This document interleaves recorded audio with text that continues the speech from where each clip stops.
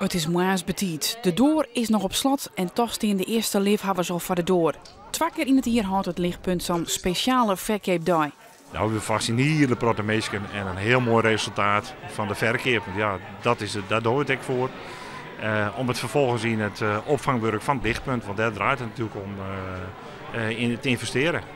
Nog een laatste praatje van Willem voor de haast 100 vrijwilligers. Ik wens jullie een hele noffelijke dag en een super verkeerdag. En dan wordt er uitgeteld naar 9 uur. 3, 2, 1, komt u maar! Zo, wij zijn hier en u verwelkomen uw eerste gast hier bij het lichtpunt, de Vroege Vogels. We draven ze nou hierheen. Is het op naar de antieke dekenkist uit Zandje 81 of de Anton Heijboer bij opbod van €400? Ik heb een stuk of wat van deze. Wat betaalt u gemiddeld? Ik heb daar toen 150 gulden voor betaald. Dus nu geen €500. Te duur of zou dat handelspraat wezen? Laurens had ik wat op het eeg, maar wat nogal handel je? Wat kost die?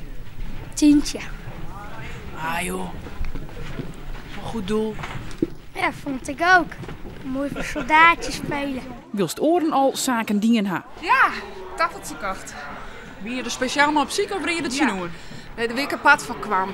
Dus nou hak het. Kan ik deze kopen? Die kan je kopen.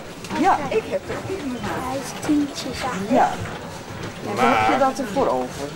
De vrijwilligers doen goede zaken. Ja, vriendelijk dank hè. Alsjeblieft hè. Ja. Waarom doe jou het mooi? Nou, ik ga altijd op mij die en ik wil ze graag volhouden zolang ik kan. Ach, misschien is het wel meer het gevoel van... De spanning om wat te vinden, dat het is. Voor 57 mag je er mee. Nou.